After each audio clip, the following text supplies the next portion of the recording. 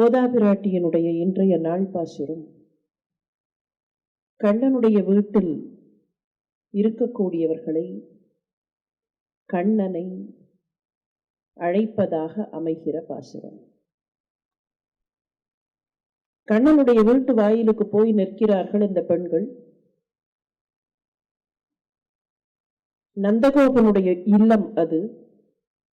அதனால் நந்தகோபனை கூப்பிடுகிறார்கள்.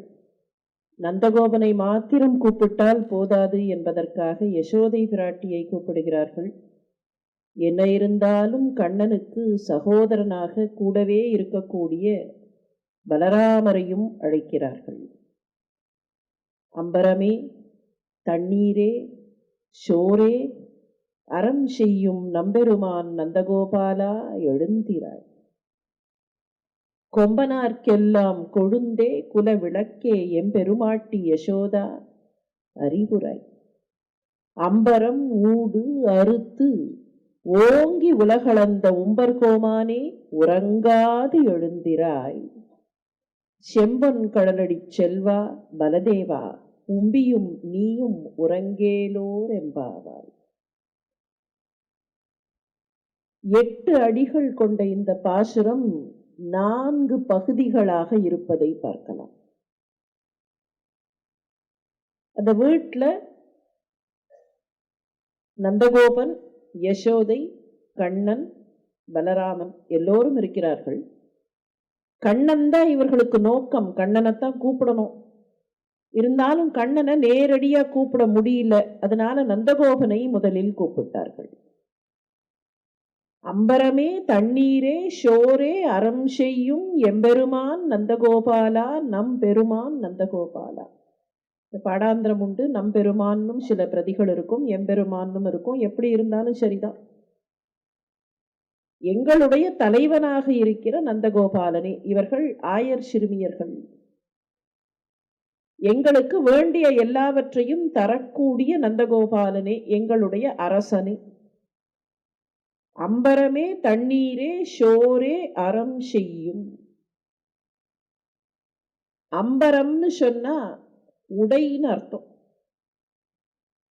திகம்பரம்னு சொல்லுவார்கள். திக்குகளையே தன்னுடைய உடைகளாக அணிந்து கொண்ட சர்வேஸ்வரனுக்கு திகம்பரன்னு பேரு. எங்களுக்கு உடை தரக்கூடிய, தண்ணீர் தரக்கூடிய, சோறு தரக்கூடிய, இவற்றையெல்லாம் எங்களுக்கு கிடைக்கும்படியாக செய்யக்கூடிய எங்களுடைய அரசன். மனிதர்களுக்கு என்ன அடிப்படை தேவை? பிற்காலத்துல பொருளாதார ரீதியாக சொல்லும் போது மனிதர்களுக்கு அடிப்படை தேவைகள் அப்படின்னு சிலவற்றை சொல்லுவார்கள். The basic needs of a human being அப்படின்னா உணவு, உணவு தேவை, உடுக்க உடை தேவை, இருப்பதற்கு இடம் தேவை, உறைவதற்கு உறையுள். உணவும் உடையும் உறையுளும், இதுதான் 3 basic demands of a human being, the basic needs of an individual என்று கணக்கு. அந்த பேசிக் நீட்ஸ்ல உடை, அந்த உடையிலிருந்து ஆரம்பிக்கிறார்கள். அம்பரம், எங்களுக்கு உடை தரக்கூடிய, உடை கிடைக்கும்படியாக வழி செய்யக்கூடிய, எங்களுடைய வாழ்வாதாரத்தை தரக்கூடிய. தண்ணீர் தரக்கூடிய, சோறு தரக்கூடிய. சோறு, தண்ணீர் இவையெல்லாம் உணவு. இந்த தேகம் வாழுவதற்காக, இந்த உடல் வாழுவதற்காக இருக்கக்கூடிய அடிப்படை தேவைகள். அந்த அடிப்படை தேவைகளை எங்களுக்கு பூர்த்தி செய்யக்கூடிய, இந்த தேகத்தை நாங்கள் நாகரீகத்தோடும் மானத்தோடும் காப்பதற்கு எங்களுக்கு உடை தேவை. அந்த உடையை தரக்கூடிய, இதுல வீடுன்னு தனியா சொல்ல வேண்டிய அவசியம் இல்லை. இதையெல்லாம் தரக்கூடிய நந்தகோபன் அதையும் தந்திருப்பார்ங்கிறது புரிந்து கொள்ள வேண்டியது. அம்பரத்தையும் தண்ணீரையும் சோரையும் எங்களுக்கு தரக்கூடிய நந்தகோபனே, எங்களுடைய அரசனே, எங்களுக்கு என்னென்ன வேணும்னு பார்த்து செய்யக்கூடியன்னு அர்த்தம். எங்களுக்கு இருக்கா, சாப்பாடு இருக்கான்னு பார்த்து, எங்களுக்கு சாப்பாடு இல்லைன்னா அதற்கான வழியை செய்யக்கூடிய நந்தகோபனே, எங்களுக்கு என்ன இல்லையோ அதை தேடி தேடி தரக்கூடிய நந்தகோபனே. அப்ப இப்ப நாங்க என்ன இல்லைன்னு வந்து நிக்கிறோம், கிருஷ்ணன் எங்களுக்கு வேண்டும், கிருஷ்ணனுடைய அனுபவம் வேண்டும்னு வந்து நிக்கிறோம். அதனால அந்த கிருஷ்ணனை எங்களுக்கு தர வேண்டும். ஒரு அரசன் எப்படி ஆட்சி செய்ய வேண்டும் என்பதை மறைமுகமாக சொல்லுகிற வரி. தசரத சக்கரவர்த்தி எப்படி ஆட்சி நடத்தினார்ங்கிறதுக்கு கம்பர் ஒன்று சொல்லுவார். ஒரு அரசன் எப்படி ஆட்சி செய்ய வேண்டும் என்பதற்கான அடையாளம் அதிலேயே கிடைக்கும். கோசல நாட்டு மக்களுக்கு அயோத்தி நகரத்தை ஆண்ட அந்த சக்கரவர்த்தி என்னவாக இருந்தார்? தாய் ஒக்கும் அன்பின், தவம் ஒக்கும் நலம் பயப்பின். தாய் ஒக்கும் அன்பின். ஒரு அரசர் எப்படி இருக்கணுமா? ஒரு அம்மா தன்னுடைய குழந்தைக்கு என்னென்ன வேணும்னு அன்புல பார்த்து பார்த்து செய்வாளே, அந்த மாதிரி தன்னுடைய பிரஜைகளுக்கு ஒரு தாயாக இருந்து அவர்களுக்கு வேண்டியதை கொடுத்து அவர்களை காப்பாற்ற வேண்டும். தாய் ஒக்கும் அன்பின், தவம் ஒக்கும் நலம் பயப்பின். ஒருத்தர் தவம் செய்தார்னு சொன்னா அந்த தவத்தின் வழியாக, தபசின் வழியாக அவருக்கு என்னவெல்லாம் நன்மைகள் கிடைக்குமோ அதையெல்லாம் தபஸ் பண்ணாம அரசர் அந்த பிரஜைக்கு தர வேண்டும். ஒரு பிரஜை போய் தவம் பண்ண வேண்டிய அவசியம் இல்லை. தவம் பண்ணினா என்ன கிடைக்குமோ அதை அந்த அரசர் தந்துவிட வேண்டும். தவம் ஒக்கும் நலம் பயப்பின். ஒரு அம்மா செய்யற மாதிரி, அம்மாவுக்கு குழந்தைக்கு எப்ப உணவு வேண்டும்னு தெரியும், குழந்தைக்கு எப்ப எது வேண்டும்னு தெரியும். அந்த குழந்தை போய் பசின்னு கூட சொல்லாது. இன்னொரு இடத்துல வேற மாதிரி இதை சொல்லுவார்கள். மாணிக்கவாசக பெருமான் கூட அதை சொல்லுவார். பால் நினைந்து ஊட்டும் தாயினும் சாலப்பறிந்தும்பர். பால் நினைந்து ஊட்டும் தாய். பால் ஊட்டும் தாய்ன்னு சொன்னா போறாதா, பால் நினைந்து ஊட்டும் தாய்ன்னு சொல்லணுமான்னா அதுல ஒரு சின்ன நுட்பம் இருக்கு. சின்ன குழந்தைகளுக்கு பசி எப்போன்னு சொல்லக்கூட தெரியாது. தனக்கு பசிக்கிறதுன்னு சொல்ல தெரியாது. ஏதோ சிணுங்கும், ஏதோ அழும், எதுக்கு அழறதுன்னு தெரியாது. வேற யாராவது இருந்தா அந்த குழந்தைய பார்த்து கேட்பார்கள், என்னத்துக்கு அழறு நீ இப்போ? சொல்ல தெரியாது, அதுக்கும் அழும். எதுக்காக அழுதுண்டே இருக்க அப்படின்னு கொஞ்சம் மிரட்டினா அதுக்கும் அழும். சாத்வீகமா கேட்டா அதுக்கும் சேர்த்து அழும். ஆனா அந்த அம்மாவுக்கு தெரியும் அந்த குழந்தை எதற்காக சிணுங்குகிறதுங்கிறது அம்மாவுக்கு தெரியும். அது மாத்திரம் இல்ல, சில குழந்தைகள் என்ன பண்ணும்னா பசி நேரத்துல தூங்கி போயிடும். இந்த பசி களைப்புல தூங்கி போயிடும், சாப்பிடணும்னு தெரியாது.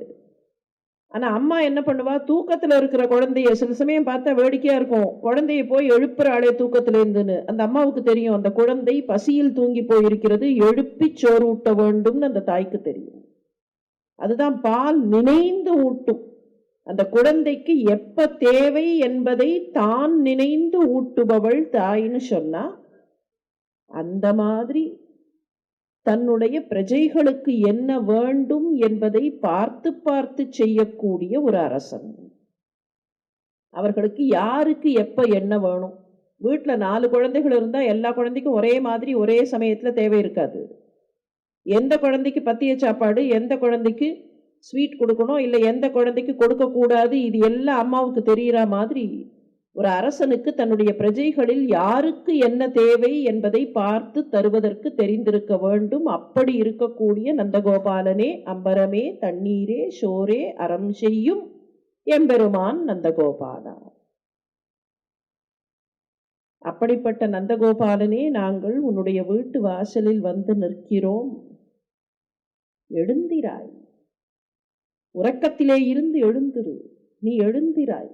நீ எழுந்தாலே நாங்க ஏன் வந்து நிக்கிறோங்கிறத கண்டுபிடிச்சிடுவேன்.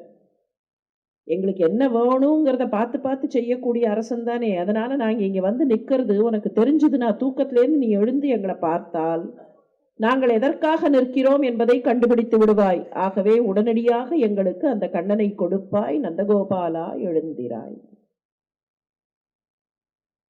வியாக்கியான கர்த்தாக்கள் இந்த இடத்துல நந்தகோபனுக்கும் தசரதருக்கும் ஒரு சின்ன வித்தியாசத்தை வேற காமிச்சார்கள்.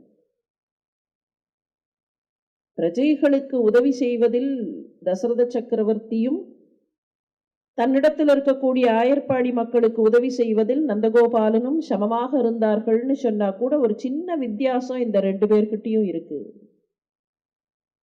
என்ன வித்தியாசம்? தசரத சக்கரவர்த்தியை விட நந்தகோபாலன் உயர்ந்தவர் தெரியுமா? எப்படி?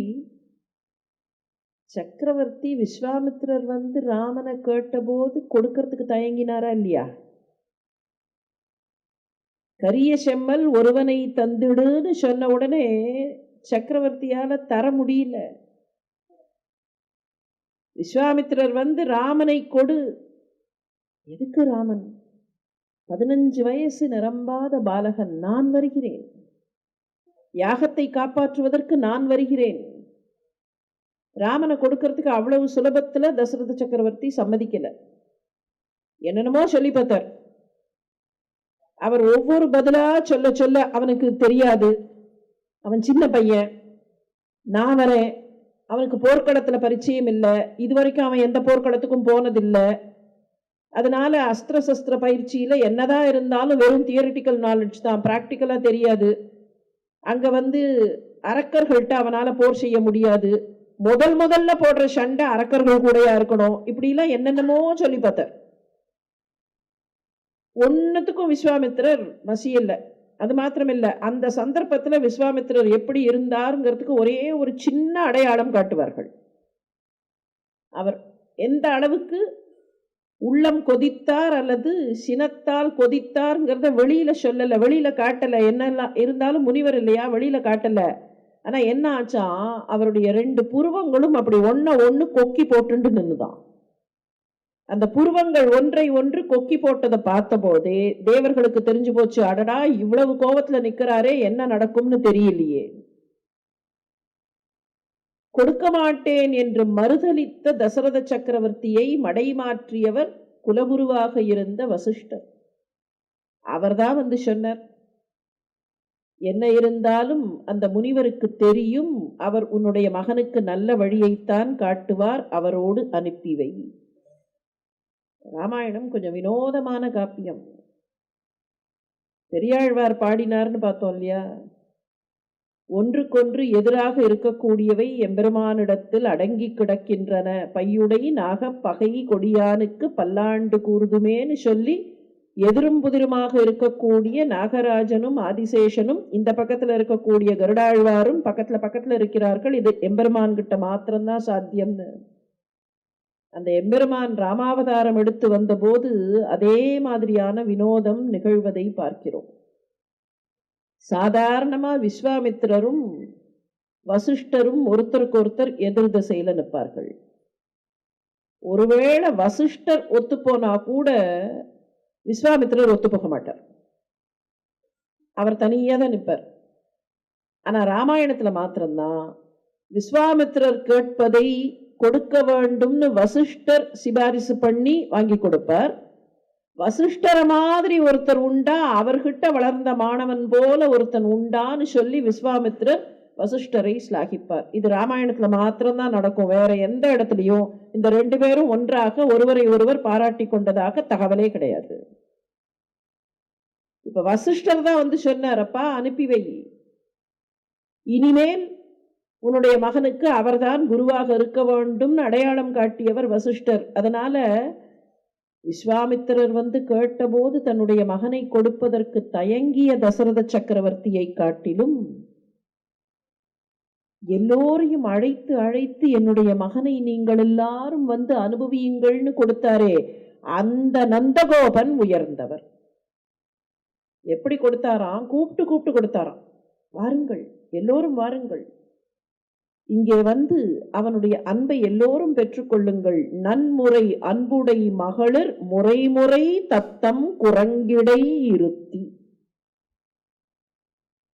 கிருஷ்ணர் சின்ன குழந்தையா வளர்ச்சே யசோதை மாத்திரம் தூக்கி மடியில வச்சுக்கல, யசோதை மாத்திரம் தூக்கி தன்னுடைய இடையில் அந்த குழந்தையை சுமந்து கொண்டு செல்லவில்லை. எல்லாரும் வாருங்கள், ஓபன் டோர்ஸ், எல்லாரும் வாருங்கள், வந்து எல்லோரும் இந்த குழந்தையை தூக்கி கொண்டு போங்கள். எல்லா பெண்களும் வந்து ஒவ்வொருத்தியா அந்த குழந்தையை தன்னுடைய இடையில் வைத்து அந்த குழந்தையை கொஞ்சி விளையாடுவார்கள். அப்படி தன்னுடைய மகனையே அடுத்தவர்களுக்கு அனுபவிக்க கொடுத்திருக்கக்கூடிய நந்தகோபாலனே, நாங்கள் வந்து இப்போது அந்த கண்ணனை கேட்கிறோம், அவர்களுக்கெல்லாம் கொடுத்தாயே, எங்களுக்கு கொடுக்க கூடாதா? நந்தகோபாலா எழுந்திராய். தன்னுடைய மகன் பிறந்தவுடன் இந்த மகன் எனக்கு கிடைத்திருக்கக்கூடிய செல்வம்னு சொல்லி வாசக்கதவெல்லாம் திறந்து வச்சாராம் நந்தகோபன். அவருக்கு தெரியாது இது அங்கிருந்து வந்திருக்கக்கூடிய குழந்தைங்கிறதெல்லாம் மாயை மறைக்கிறது. இந்த குழந்தை என்னுடைய வீட்டில் பிறந்த இந்த குழந்தை எனக்கு செல்வமாக இருக்கக்கூடிய குழந்தை, எனக்கு மாத்திரமில்லை எல்லோருக்கும் இந்த குழந்தை செல்வமாக இருக்கட்டும்னு தன்னுடைய வீட்டு வாசல் கதவுகளை எல்லாம் திறந்து வைத்த நந்தகோபாலனே, இப்போது நாங்கள் வந்து நிற்கிறோம், உன்னுடைய இல்லத்து கதவு அடைத்திருக்கிறதே, எங்களுக்காக நீ எழுந்து கதவை திறந்து நீயும் எழுந்து எங்களுக்கு வேண்டியதை கொடு. அம்பரமே தண்ணீரே சோரே. அப்பா அதெல்லாம் சின்ன விஷயம், அதையெல்லாமே நீ பார்த்து பார்த்து செய்யறியே, எங்களுக்கு வேணுங்கிற இந்த பெரிய அனுபவத்தை நீ தரலாகாதா? கொம்பனார்க்கெல்லாம் கொழுந்தே குல விளக்கே.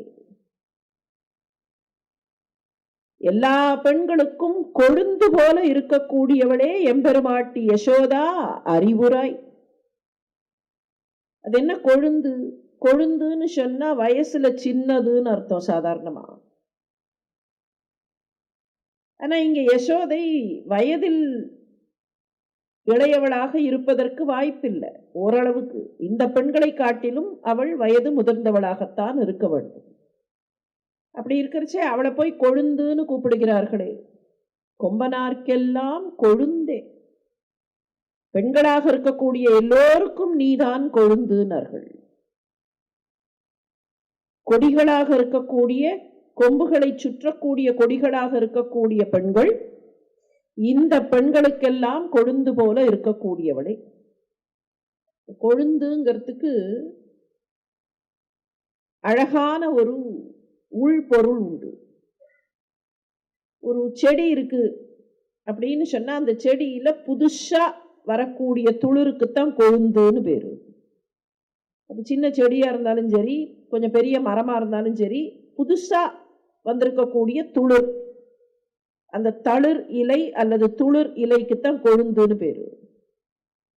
இப்ப கொஞ்சம் நல்ல ஒசரமாவே ஒரு செடி இருக்குன்னு வச்சுப்போம். அதுல அங்கங்க துளிர் விட்டுருக்கும், துளுத்திருக்கு. ஒரு செடி துளிர்க்கிறதுன்னு சொன்னா அது வளர்ந்து கொண்டிருக்கிறது, நன்றாக வேர் பிடித்திருக்கிறதுன்னு அர்த்தம். இல்லைன்னா புதுசா துளிர் வராது.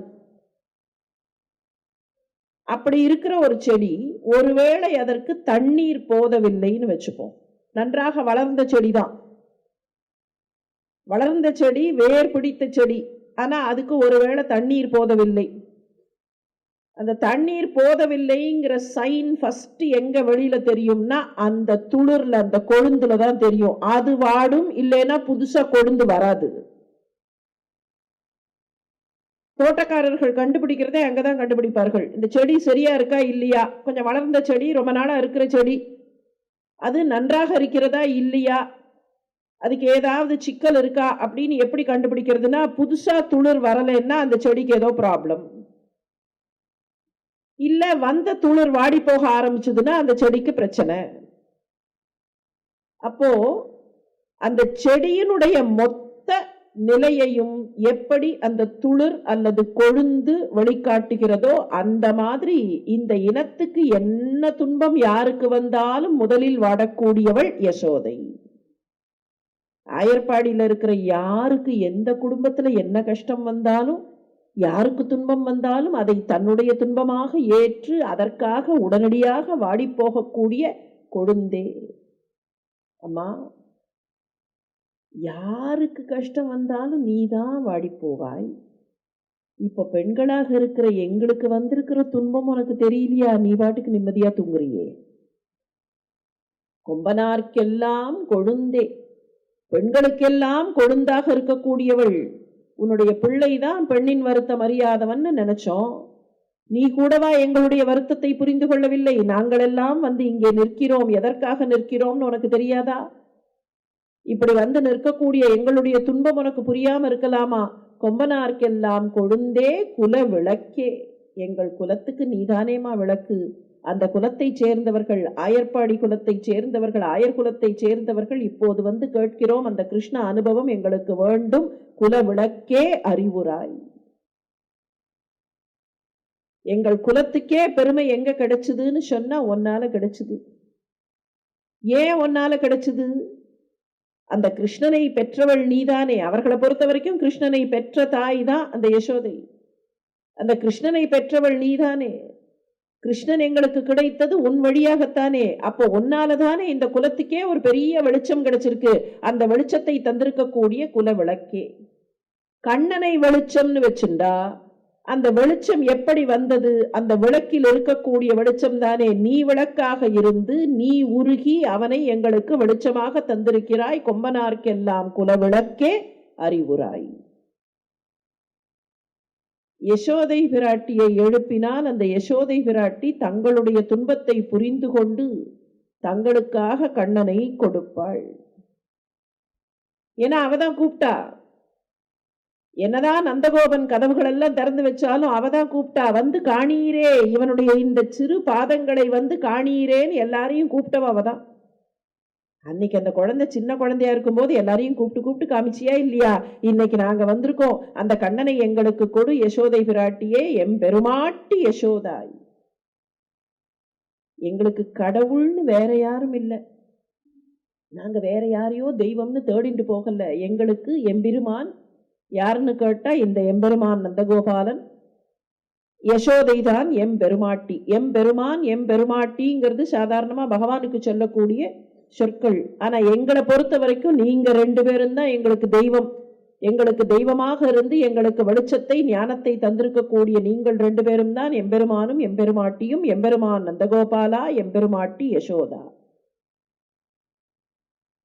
இப்ப அடுத்தது பார்த்தார்கள். அப்பா அம்மா கிட்ட சொல்லியாச்சு. ஏன்னா கண்ணன் இவர்கள்ட்ட சொல்லியிருக்கணும், அப்பா அம்மாட்ட சொல்லுங்கள், அப்புறம் தான் நான் வருவேன். அதனால உங்க அப்பாட்டியும் சொல்லியாச்சு, உங்க அம்மாட்டியும் சொல்லியாச்சு. அம்பரம் ஊடு அறுத்து ஓங்கி உலகளந்த எம்பெருமானே, எங்களுக்கு வழிகாட்டக்கூடிய எம்பெருமானே, நீ எப்படிப்பட்டவன் தெரியுமா? நீ ஒன்னும் தெரியாதவன்லாம் இல்லை. இவர்கள்ட்ட நேத்தைக்கு கண்ணன் என்ன சொல்லி இருக்கணும்? நேத்தைக்கோ இல்லை முந்தா நேத்தைக்கோ, ஏன்னா என்ன சொன்னார்கள் நேத்தைக்கு? ஆயர் சிறுமியரோமுக்கு நென்னலே வாய் நேர்ந்தான். அப்படி நென்னலே வாய் நேர்ந்தவன் இப்ப சொல்லியிருப்பான் போல இருக்கு, எங்க அம்மா அப்பாட்ட சொல்லிட்டு அப்புறமா அழைத்து கொண்டு போங்கள், நான் அப்படிலாம் அம்மா அப்பா எல்லாம் ஒத்துக்கலைன்னா வரமாட்டேன், அவர்கள் அனுமதி இல்லாமல் வரமாட்டேன். இப்ப அதுக்காகத்தான் பூடகமா சொன்னார்கள், எங்களுக்கு உன்னை பத்தி தெரியும்பா, ஏதோ ஒண்ணுமே தெரியாத ரொம்ப நல்ல பிள்ளை மாதிரி அம்மா அப்பா அனுமதி இல்லாம வரமாட்டேன்னு சொல்ற. ஆனா நீ எப்படிப்பட்டவன்னு தெரியும். வரும்போது ஒரு வேஷத்துல வந்து இன்னொரு வேஷத்தை மாத்தி உடனடியா அப்படியே வானம் வரைக்கும் எழுந்து நின்னியே. அம்பரம் ஊடு அறுத்து ஓங்கி உலகளந்த எம்பெருமான் இல்லையா நீ? நீ போடுற வேஷம் எப்படின்னு எங்களுக்கு தெரியும். நீ என்னவா மாற போறேன்னு எங்களுக்கு தெரியாதுன்னு நினைச்சியா? நீ எப்படி மாறுவேன்னு தெரியும். உன்னோட ஒரே ஒரு சம்பவம், வாமனா வந்து திருவிக்கிரமனா மாறினியே, அப்படிப்பட்டவன் தானே நீ. அப்ப கண்ணனுக்கு தோணுமா இல்லையா, ஓஹோ நம்ம ரகசியமெல்லாம் இந்த பெண்களுக்கு தெரியும் போல இருக்கு, இவர்களை ஏமாத்த முடியாது அப்படின்னு கண்ணன் நினைக்கிறமா இல்லையா? அதுக்காக சொல்லுகிறார். அம்பரம் ஊடு அறுத்து, இந்த இடத்துல அம்பரம்ங்கிறது வானம். முதல் வரியில வரைச்சே அம்பரம்ங்கிறது ஆடை, இந்த இடத்துல வரைச்சே அம்பரம்ங்கிறது வானம். ஏன் அம்பரம்னு வானத்துக்கு பேர்னு சொன்னா, இந்த பூமிக்கு ஆடை போல இருப்பது வானம், அதனால வானத்திற்கு அம்பரம்னு பேரு. இந்த பூமி இப்படி இருக்குன்னா இதுக்கு ஏதோ ஒரு ஆடை கவிழ்த்து வைத்த மாதிரி இருக்கு, அதனால அதற்கு அம்பரம். அம்பரம் ஊடு அறுத்து, இந்த வானம் எங்க இருக்குன்னே தெரியல, அதை கிழித்து அதற்குள்ளே பாய்ந்து அதை கிழித்து அம்பரம் ஊடு அறுத்து ஓங்கி உலகளந்த உம்பர்கோமானே. உம்பர்னு சொன்னா வானலோகத்தை சேர்ந்தவர்கள். அந்த வானலோகத்தை சேர்ந்தவர்களுக்கு அரசனாக இருக்கக்கூடியவனே உம்பர்கோமானே. நீ அப்படி அறுத்து கொண்டு போனாயே அந்த அம்பரத்தை, ஊடு அறுத்து போன போது அவர்களுக்கெல்லாம், தேவலோகத்தை சேர்ந்த அவர்களுக்கெல்லாம் நீ தலைவன் என்பதையும் காட்டிக்கொண்டு தேவாதி தேவனாகத்தானே உன்னுடைய திருப்பாதங்கள் சென்றன. உம்பர் கோமானி, கண்ணா நீ எங்களுக்காக எழுந்து வர வேண்டும், எழுந்திராய். அந்த கிருஷ்ணனையும் கூப்பிட்டார்கள். இப்போ அந்த பக்கத்துல பலராமன் கண்ணுக்கு தென்பட்டார், அந்த பலராமனையும் கூப்பிட்டார்கள். செம்பொன் கடலடி செல்வா பலதேவா. அழகான பாதங்கள், அந்த பாதங்களிலே அழகான கடல்களை, வீர கடல்களை அணிந்திருக்கக்கூடிய பலதேவனே, இங்கேந்து பார்க்கறச்சேயே உன்னுடைய திருவடிகள்ல இருக்கக்கூடிய அந்த அழகான கடல்கள், நீ போட்டு இருக்கிற அந்த சிலம்பு தண்டை இங்கேருந்து பார்த்தாலே பளபளான்னு தெரியறது. செம்பொன் கடல் அடி செல்வா, நீ உன்னுடைய தம்பியை அழைத்து கொண்டு வா. உம்பியும் நீயும் உறங்கேலோர், நன்றாக உறங்குகிறீர்கள், உன் தம்பியோட சேர்ந்து தூங்குறியா? நீயாவது எழுந்து உன் தம்பியை அழைச்சின்னு வாப்பா. உன்னுடைய தம்பியை அழைக்கிறோம், நீயும் எழுந்து அவனை அழைத்து கொண்டு வா. அவனாக வரவில்லை என்றாலும் அவனை அழைத்து கொண்டு வா. பெரிய வீடா இருந்திருக்கணும் அந்த வீடு. நந்தகோபனுடைய வீடு ரொம்ப பெருசா இருந்திருக்கணும். எப்படி தெரியறதுன்னா, முதல் பகுதியில, அந்த வீட்டினுடைய முதல் பகுதியில நந்தகோபன் உறங்க, வீட்டினுடைய 2வது பகுதியில யசோதை உறங்க, வீட்டினுடைய 3வது பகுதி கண்ணன், அதுக்கும் பின்னால த லாஸ்ட் போர்ஷன் 4வது கட்டு அப்படின்னு சொல்லலாம். ஒரு 4 கட்டு வீடு அப்படின்னு வச்சுட்டா, முதல் கட்டுல நந்தகோபன், 2வது கட்டுல யசோதை, 3வது கட்டுல கிருஷ்ணன், 4வது கட்டுல பலராமன். இவ்வளவு தூரம் என்னத்துக்காக ப்ரொடெக்ஷன் கண்ணனுக்கு? இந்த செட்டப்பை பார்த்தா கிருஷ்ணன் நடுவுல, முன்னால ஒரு 2 கட்டு ப்ரொடெக்ஷன், பின்னால ஒரு கட்டு ப்ரொடெக்ஷன். இவ்வளவு என்னத்துக்காக கண்ணனுக்கு ப்ரொடெக்ஷன்? ஏன் இப்படி கண்ணனை நடுவுல பத்திரப்படுத்தி, இந்த பக்கம் யசோதை, அந்த பக்கம் நந்தகோபன், அந்த பக்கம் பலராமன் சொல்லி இவர்கள்லாம் பக்கத்திலேயே கண்ணனை நெருங்க விடாம இவ்வளவு தூரத்துக்கு சுத்தி அரண் மாதிரி இருக்கிறார்களே? கண்ணனுக்கு பிரத்யும்னன் ஒரு மகன், ருக்மிணி பிராட்டிக்கும் கிருஷ்ணனுக்கும் பிறந்த மகன் பிரத்யும்னன். இந்த பிரத்யும்னனுக்கு பிறந்த மகன் அனிருத்தன். அனிருத்தன் ரொம்ப அழகா இருப்பான், கிருஷ்ணனை மாதிரியே ரொம்ப அழகா இருப்பான்.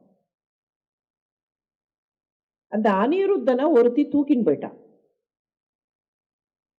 வெறுமனை தூக்கின்னு போகல, கிட்னாப்னு சொல்றமா இல்லையா, அந்த மாதிரி கிட்னாப் பண்ணின்னு போயிட்டான். அவனை மாத்திரம் இல்ல, அவன் படுத்து தூங்கி கொண்டிருந்த ஹம்ச தூளிகா மஞ்சத்தோட சேர்த்து தூக்கின்னு போயிட்டான்.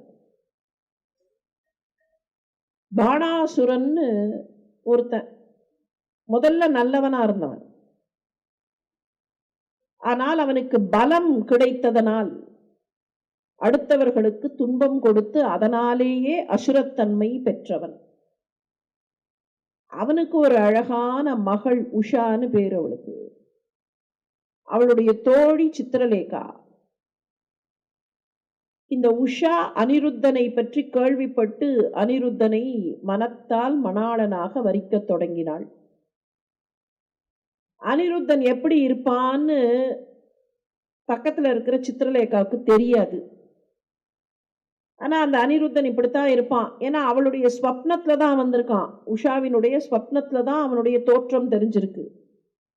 அவனுடைய தோற்றம் இப்படி இருக்கும் அவ வர்ணிக்க இந்த சித்திரலேகா நன்றாக ஓவியம் தீட்டக்கூடியவள். பக்கத்துல உட்காந்து எப்படி இருப்பான்னு சொல்லு, அவனுடைய கண் எப்படி இருக்கும்னு சொல்லு, கை எப்படி இருக்கும்னு சொல்லுன்னு கேட்டு அவ சொல்ல அவ அதை ஓவியமாக தீட்டினாள். இந்த ஓவியம் எப்படியா, கொஞ்சம் நடுவில் அழிச்சா, இல்ல இப்படி இருக்காது, கண்ணு கொஞ்சம் மாத்து அப்படின்னு அவ சொல்ல இவள் ஓவியமாக தீட்டினாள்.